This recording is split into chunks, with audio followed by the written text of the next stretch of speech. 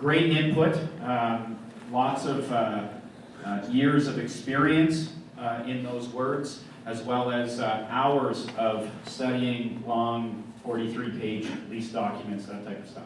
Yes? Is the doctor going to be speaking on, is it Monday the 16th? Yes, he will be. He's scheduled to speak. I believe all three of you are scheduled to speak. Yes, we registered for the last. Yeah, they were registered for the last one, so they're guaranteed in. We're grandfathered. Grandfather. Handsome uncle. Uncle. In regards to that, there was some discussion at the general committee as to being able to have additional speakers come and speak to this now postponed meeting. I don't know where, I don't recall exactly where it landed, but I believe the way it's worded right now is that no additional speakers will be added to the docket unless agreed to by council. So you can make the request to go on. Who do they have to email? Michael DeLulo. Michael DeLulo. City clerk. His information is available on the website, the city website, which I'm sure is really easy for all you to get. Clerk at Cambridge.ca. There you go, clerk at Cambridge.ca. Clerk at Cambridge.ca if you want to speak, or if you have somebody that would like to speak on your behalf, you're welcome to that. Somebody in regards to your neighborhood, your citizen group, your sports facility, whatever. The more people that speak to this, the more it will be heard. So please feel free to use your voice and do your civic duty. Next up, Mr. Ken Tuckey. Ken is a business executive in the automotive world and a longtime resident, and has lived through 2 children in hockey, and so is very familiar with facilities within Cambridge and beyond, and the use of facilities. And he's going to be speaking specifically to the location from a business side. Do you want to come over there? Oh, you can sit. That's cool. I'll sit here since my notes are here. I started back, a couple of years ago watching all those things. I read in the newspaper long before that all the things that were happening within the city as far as a multiplex.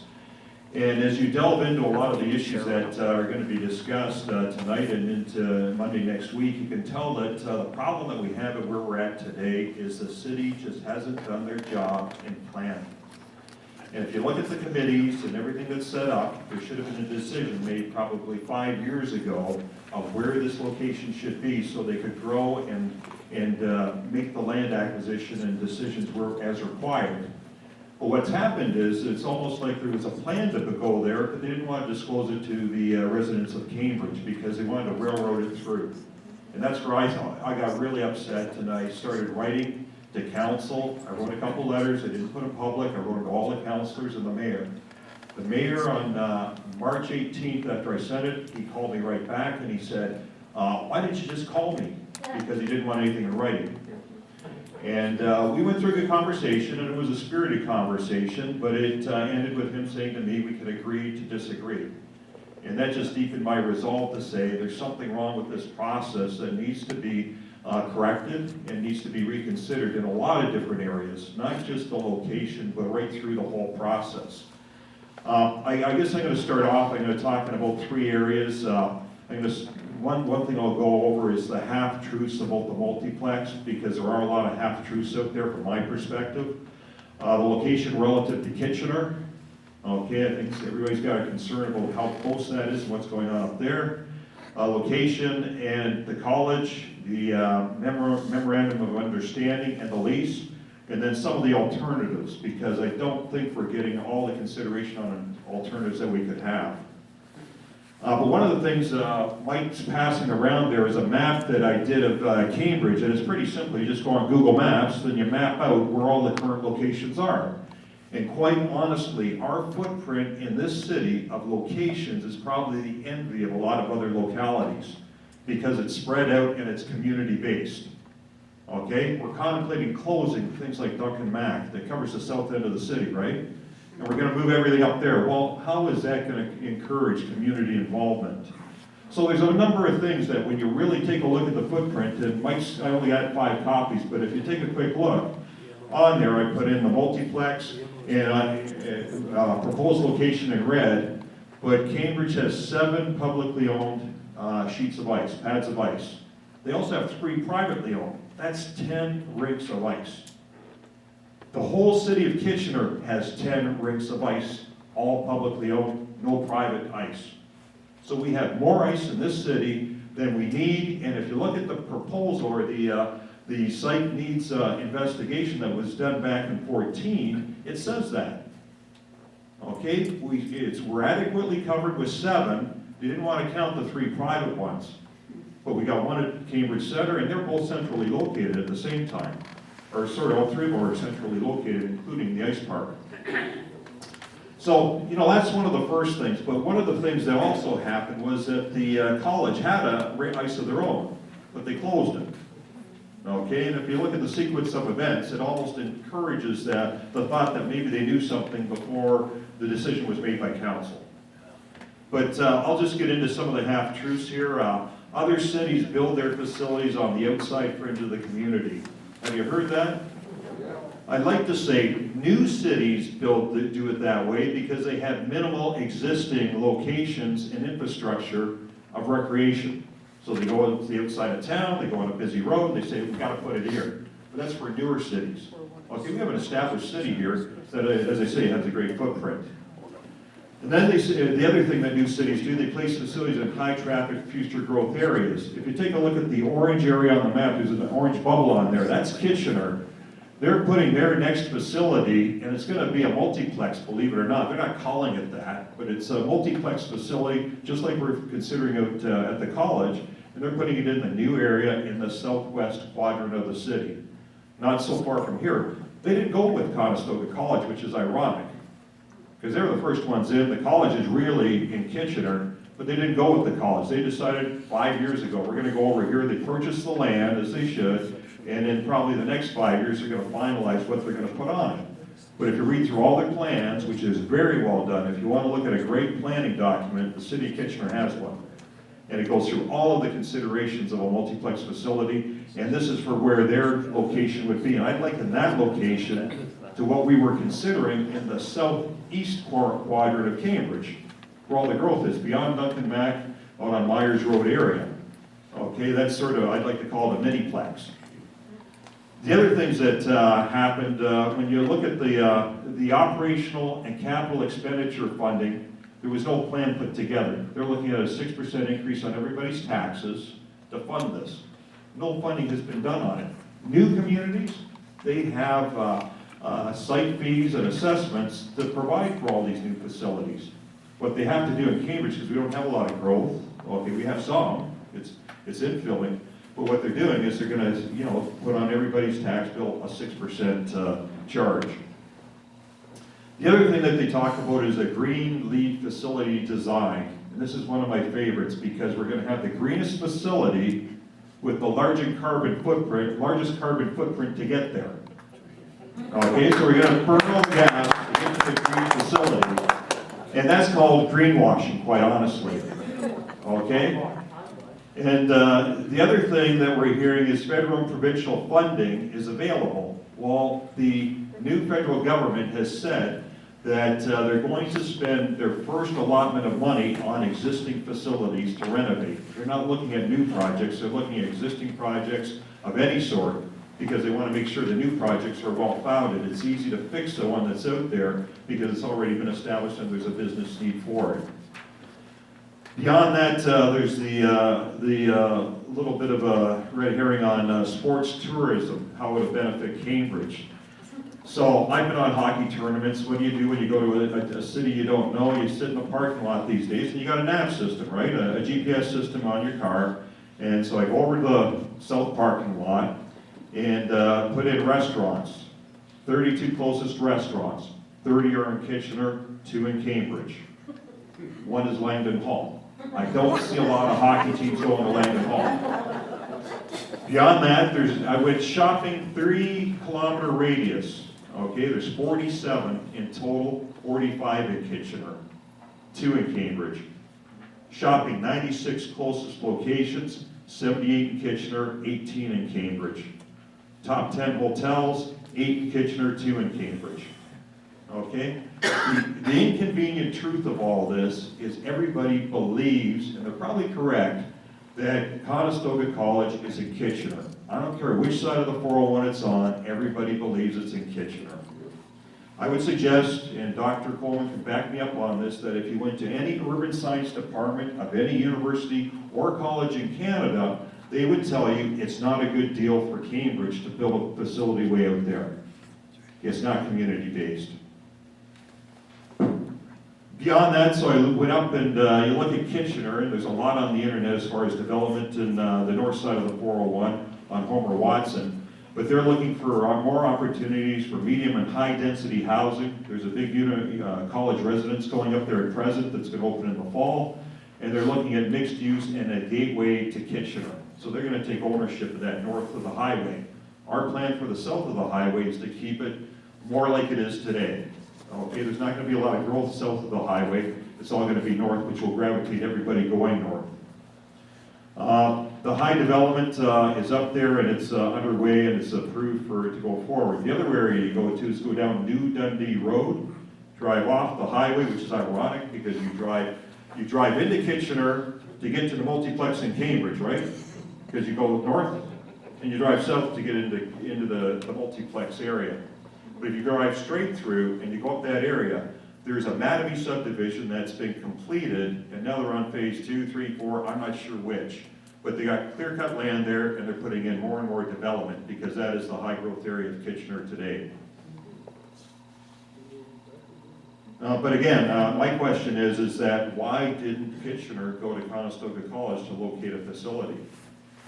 I think they've had enough dealing with the college, probably over 50 years, right? Beyond that, so I came back and I said, well, what's happened in Cambridge as far as our planning goes? And you go back to the board meetings and so on that have been held. The chairman of the board was Carl Kiefer. Doug Craig was on the board. And there should have been some documentation written for a facility with planning. No plans have been put together on our facility. I encourage you to go look at the Kitchener facility to see what a proper plan looks like. As I say, maybe Mayor Craig keeps his plans on the back of a napkin in his pocket. I don't know. Because honest to goodness, there has been no planning, and everybody said, and Councilor Mann said it best the other day on May 2nd at the council chambers there. He said, why are we in this mess?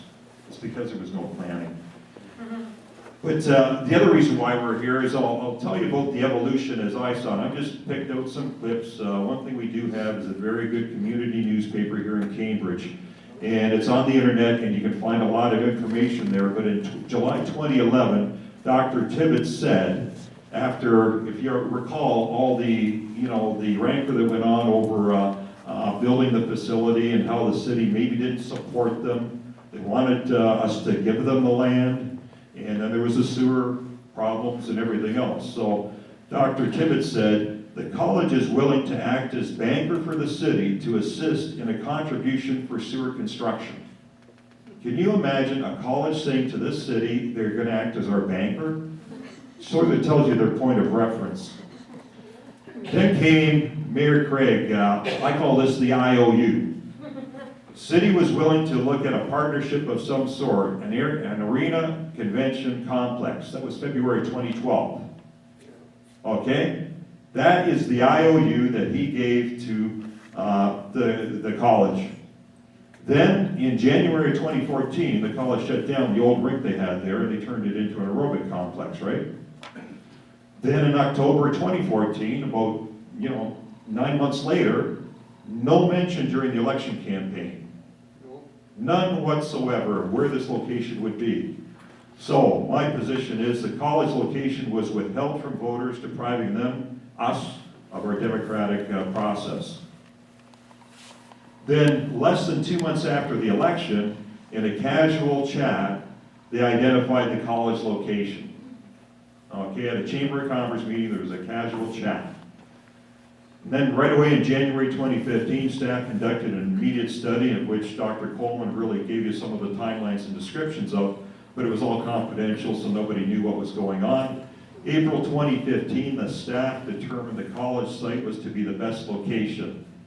No other locations were really considered, and they went to a council vote because they could see the cost savings. So what I call the MOU, the IOU from the Mayor Craig became the MOU, the Memorandum of Understanding. Let's take a look at the college now. The college is provincially funded. We pay for that in our taxes, okay? It's in the business of education. Their budget at the college is $187 million a year. Our budget in Cambridge is $75 million. Okay, so you can see the relative size. And we're putting a facility relative to 1 year's operating budget on their site with no assistance?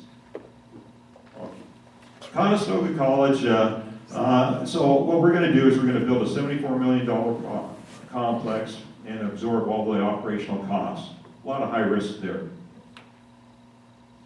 One of the big things that's an issue is the amount of parking. There's 100 stalls, and then it's shared parking with the rest of the college.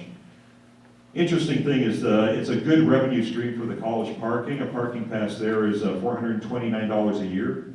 So every student that has a car pays $429. And over and above all their tuition and everything else. And the daily parking is $12 per day. So one of the things that the college is looking at is, build your facility here, we get use of it, but we also have some revenue coming from our parking stream, which will be a problem because our 100 spots are free, but you have all these students coming in and out, those spots will get taken if they don't have a parking pass, right? From there, I call the college, or this $74 million facility is an in-kind donation to the college. Really what it is, it's the use, not the facility, but just putting it there in the use. But what's the benefits to the college? They have the facility there, it has 2 pads of ice, maybe 4, swimming pool and a gymnasium. They get right up front $2.5 million in lease revenue. They get the parking, and they get the use of the facility. You get recreational access for 9,000 students, keeps the college competitive with other locations. Remember, they're a business. They're vying for students all over the province to attend there. Beyond that, the college students get preferred employment opportunities. So if you have somebody that would like to go work there, it's the college students that will run the facility on our behalf. And quite honestly, they will have the unofficial naming rights for the facility, because if anybody says, where's the complex? It's at Conestoga College, right? Because that's where it is on 401. You go south, not north. Beyond that, they have millions of dollars in savings. The capital and operational budget for this facility, it's really not clear how much that will be, but there's no risk to the college whatsoever. The taxpayers of Cambridge are taking that on. There's thousands of dollars in marketing cost savings to students. They get free exposure. Think of the hockey players and swimmers and basketball players that will come in from all over the province to use the facility. Well, they just happen to see Conestoga College, right? These are all future potential students. They spend almost $2 million a year in marketing costs, advertising, and different events and that sort of thing. And then the open house days they have, of course, they'll showcase this facility because that's what people look at when they look at a facility to go to. You can't show them empty classrooms. You're going to show them the diamond that's sitting there, right? It's like when you go to rent an apartment, everybody says, oh, look at the pool. Not a lot of people use pools in apartments, but they have them for marketing. Well, this is helping them market. What's in it for Cambridge? The pros, the land acquisition, that's good. You know, it saves us. How much? We don't know, because we don't know the potential alternate sites. I call it academic washing. You heard about greenwashing? This is academic washing for government funding. Okay, the college comes in and says, oh, we're going to run some academic programs and we're going to tie it into the complex, so now all of a sudden we'll go get some government funding. We got a partnership and it'll get some government funding. There's no doubt it will. So that's a benefit for us. College payback for past development expenses. We can wipe the slate clean with the college and say, yeah, we've made good on anything that you thought we owed you. The cons for the community are, and these are the most important things that I could see. Community-based recreation is closed and moved to a remote location from the population of Cambridge. Declining community engagement due to time and distance. If you live here, you can go across the street and go to the mall and use the rink. How are you going to get out to Conestoga College? And just to get there, People are gonna come home at night and say, I just can't make the drive. The competition with college and Southwest Kitchener residents for use. 9,000 students plus that huge population that's moving in. 50 years from now, give it 20 years from now, that whole area north of the college in Kitchener will be highly populated. Substantial capital investment and operational costs, as I say, 100% of the risk is Cambridge. Ongoing parking issues are the cons. And the college as our landlord. Okay, that's a tough one when you start thinking of a city going and leasing land. Real confidence in your city when you have to go lease the land. Usually you lease things that are going to depreciate in value. Things that appreciate you want to own. Well, this facility is going to appreciate. So, I have some questions here for staff. I'm going to skip over them. I'm going to talk about the sale of the land. 2003, the city bought 116 acres for $4.4 million. Cost per acre, $38,000 per acre. 2008, the fair market value was $10 million, or $86,000 an acre. We sold the land for $43,000 an acre. We gave the college, again, it's an in-kind donation of $5 million. Today, we're looking at, can you imagine leasing back the same land we just sold? 6 acres for $2.5 million. So what they paid us $43,000 an acre for, we're going to spend $416,000 an acre to lease. Okay? Again, there's another in-kind donation there somewhere. And plus, the college becomes our landlord.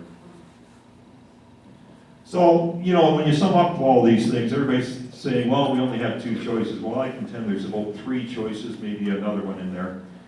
But the 3 choices, as I see it, is the college, Multiplex, which is built, financed, and operated by the city of Cambridge. That's one of our choices. It's a 60-year lease, remote location. Southwest Kitchener residents and business and land developers benefit. Conestoga College benefits, and parking's a major issue. So that's the college. What I like to call the Cambridge Community Center. I get tired of hearing Multiplex. But the Cambridge Community Center, something centrally located here, is a second alternative. And that's what we all agree on, at least at this table, and hopefully you do too, that's why you're here. But the city of Cambridge owns the land in our future, building and enriching the residents and business community in Cambridge. It's uniting the city behind one central location. And we can invite the college to come down and still build their complex on the side of our location. What do you think they're going to tell us? It's too far, right? I would think, I don't know. But maybe we should ask Dr. Tibbetts and see. From there, the third alternative, as I see it, and you can see it on that footprint there, is to build on our community-based facilities. If we took $50 million and took that Southeast Cambridge multiplex that has always been proposed and build it there, service the south end of Cambridge, it's a growth area, attract people to the growth area, and invest in our community, that makes one really good investment. And that investment right now is only proposed to be a pool and a gymnasium, okay?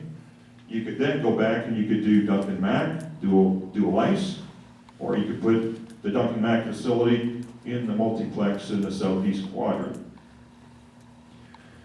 From there, you could also dual pad Preston Arena, tear down Carl Holmuth. This is it's a pretty bad facility in Carl Holmuth. Expand Hessler twin pads with a gymnasium. I don't even think they need a gymnasium up there, but that's one alternative. They could build a BMX and skateboard facility. They could support privately operated facilities of the ice park and the mall. And when you really look at our footprint that we have out there, it makes a lot of sense to consider just upgrading what we have. And there used to be a saying, do you build a church for the size of the congregation on Easter Sunday? Or what do, right? You build it for what you need, and then you bring in the extra chairs. But what we have is we have a great footprint, we have a great community, we have an established community, and we have some tired facilities. And the tired facilities haven't been done, haven't been upgraded very much in the last 20 years because somebody on council said, we need a multiplex. So everybody stopped investing in our facilities and they put them into things like City Hall. That was a good investment.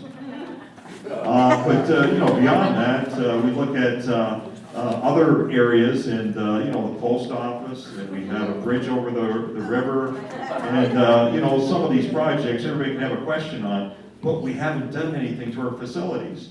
And if you go back through all the records, they hardly got discussed. Because there was always something else that somebody had a preference for. But what we really need to do is step back from the whole issue in my mind, look for a central location if that makes sense, but also not take off the table the facilities and the locations we have. Because if we build on what we have, we own land as a city in the southeast area of town, all ready for that facility. That's where the multiplex should really go. Okay, it's not far for anybody to drive. Franklin, with the upgrades that are going on there, it's quick to get across town now. If you're on the 401, you come across. Well, not now, but when it gets fixed. Well, when you think about it, if you're going to come down Franklin, it wouldn't take long to go right up to Myers Road, especially with roundabouts because there's very little stop and go. And I know everybody has their feelings. I personally like roundabouts, so I might be a minority in the room on that one. But it would take everybody through the city, okay, and would also give them an opportunity to stop and shop and do other things, or go down Hesper Road, find their way to the south end of the city. That's the ultimate in marketing in a lot of respects. Where do they put the milk in the grocery store, right? At the back, because they know you're gonna go buy everything else. So I don't think that would preclude us from getting tournaments, quite honestly. The other thing I'd like to question is how many tournaments are we bringing to the city anyways? Are we building this for the tournaments, or are we building this for the community? And that's something that somebody really has to answer. So I went on a little long, and I'm going to turn it over to Bill, but I think somewhere here that I'm going to try and shorten this up for Monday, and but go through some of the issues and that sort of thing, and we invite you out. We really need you there. We need your support, because in numbers, we think that they're starting to bend. We think we can fight City Hall, and we think we can get the right decisions, not just the convenient ones.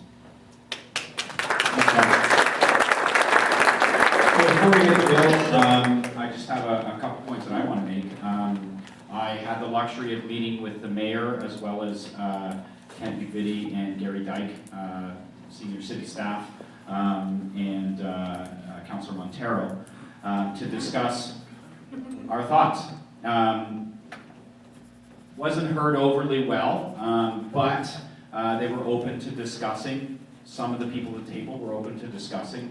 And that's where this whole notion of opening this up, the voices that we've brought to the table have been heard, and they're opening up this decision process. We'll find out on Monday as to how open that is. They claim to be going to be showing us the process that they went through. Now, I know between myself and everyone else at the table, we've been asking for that process for, give or take, 12 to 14 months. And I brought that up at the table. And it was said to me from the city staff, nobody ever asked me. How many people emailed city staff? There you go. So that's 3 people plus myself. So I never got a response back. They said, well, fine, email me, here's my business card. I will get you over all the selection process that we have done, but we will have to strike out the location information because we can't have that made public. I said, fine, get it to me.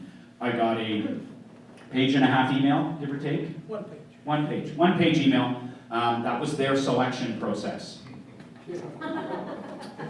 There was triple space with 2 locations on it. There was 2 locations other than Conestoga College that they looked at in their process.